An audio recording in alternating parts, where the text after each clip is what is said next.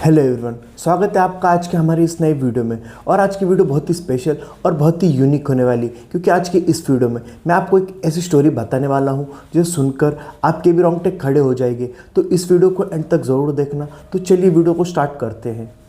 राहुल एक कंपनी में काम करता था और वो भूत प्रेत जैसी चीज़ों पर बिलीव नहीं करता था। और एक रात की बात है, जब राहुल ऑफिस से अपने घर की ओर जा रहा था, तभी उसकी गाड़ी अचानक बंद हो जाती है और वो गाड़ी को चेक कर कर उसे स्टार्ट करने की कोशिश करने लगता है। लेकिन काफ़ी प्रयास करने के बाद भी उसकी गाड़ी स्टार्ट नहीं होती है, जिसके बाद वो पैदल ही अपनी गाड़ी को लेकर चलने लगता है। और फिर कुछ दूर चलने के बाद उसे एक बस स्टॉप दिखाई देता है, जहाँ पर जाकर वो खड़ा हो जाता है। और फिर राहुल के खड़े होने की कुछ देर बाद वहाँ पर एक साधु बाबा आकर खड़े हो जाते हैं और वो बीड़ी निकाल कर बीड़ी पीने लगते हैं। और ये देखकर राहुल उनसे बातें करने लगता है और बातों ही बातों में वो एक दूसरे से बात करते करते भूतों के टॉपिक पर चले जाते हैं।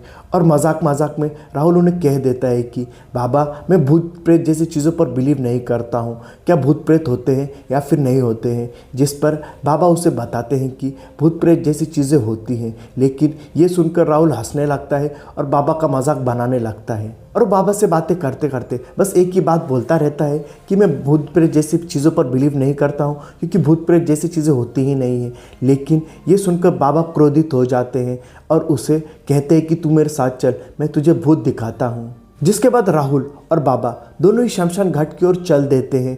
जिसके बाद रास्ते में चलते हुए राहुल को एहसास होता है कि उसने बहुत ही बड़ी गलती कर दी है।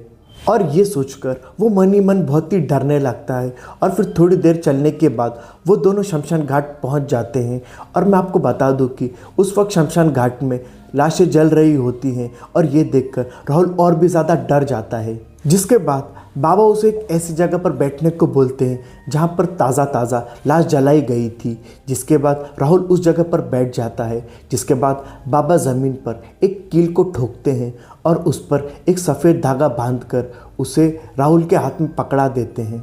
और उस धागे को पकड़ने के बाद राहुल और भी ज़्यादा डरने लगता है। जिस पर बाबा उसे शांति से बताते हैं कि तुम्हें डरना नहीं है, लेकिन जब तक मैं ना कह दूँ तब तक तुम्हें इस धागे को अपने हाथों से अलग नहीं करना है। जिसके बाद बाबा पोटली में से कुछ प्रसाद निकाल कर उसे ज़मीन पर रख देते हैं। और फिर बाबा मंत्र पढ़ने लगते हैं। और फिर थोड़े मंत्र पढ़ने के बाद बाबा राहुल को अपनी आंखें बंद करने को कहते हैं और मंत्र पढ़ने लगते हैं। और फिर कुछ और मंत्र पढ़ने के बाद बाबा उसे अपनी आंखें खोलने को कहते हैं। और राहुल जैसे ही अपनी आंखें खोलता है, उसकी आंखें फटी की फटी रह जाती हैं।